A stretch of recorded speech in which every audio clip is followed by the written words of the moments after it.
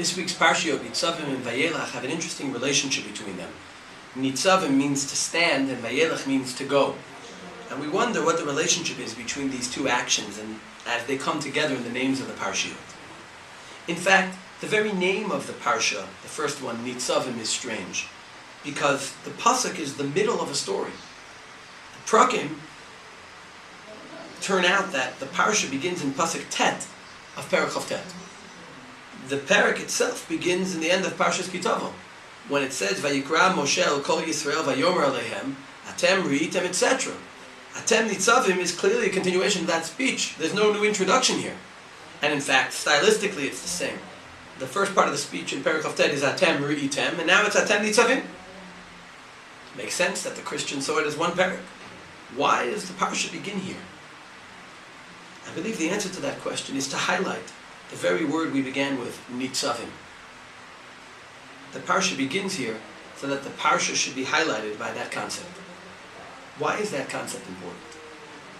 I think the concept is important in general and specifically important for this time of year. Parasha Nitzavim is generally read the Shabbat before which we begin saying Slichot.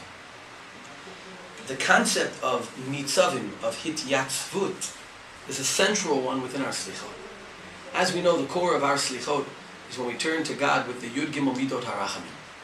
And in the introduction to the Yud Gimel Midot HaRachamim, we talk about the source for these 13 Midot, Har Sinai. When Hashem himself came down, showed Moshe how to daven, and to use these Yud Gimel Midos as a basis for forgiveness.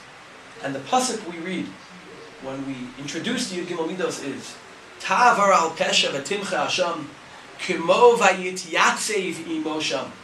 We talk about how God was mityatsev with Moshe to teach him the Yud Gimel Midos and the concept of forgiveness. And of course, in Shmot Perek Lamed Gimel, after Moshe asks Hashem to forgive the Jewish people, to show Moshe how to bring them back, Hashem says, Vayomer Hashem hinei makom iti v'nitzavta al atzur. Not you stand on the rock, but v'nitzavta al atzur. And then in Perek Lamed Daled it says when Moshe did this, Vayered Hashem be'anan vayityasev imo sham. After Moshe was mityatsev, Hashem was mityatsev with him. What does it mean to be mityatsev? Parshat Nitzavim, the Avrachem Bevrit, the Vayityasev imo sham, the Slichot that we use as a basis for reconnecting with God through the Yud Gimel Midah. I believe we can get a better understanding of this by looking at other places in the Torah where the root appears. First is by Yosef's dream. It says, "V'hinei anachnu me'almim alumim betoch hasadeh." We were gathering bundles of wheat. "V'hinei kama alumati v'gam nitzava." My bundle stood up, and also with nitzava. You see that nitzava is more than just standing up.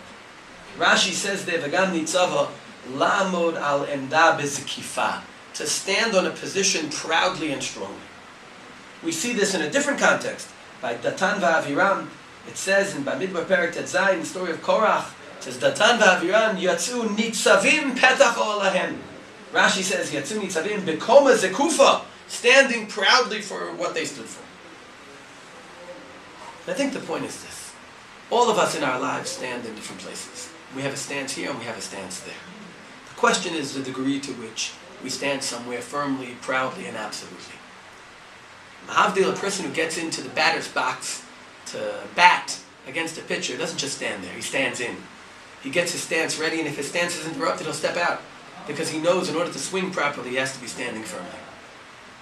Our lives is about a duality of, on the one hand, serving God, being devoted to God, and on the other hand, having other aspects of ourselves that pull us in other directions.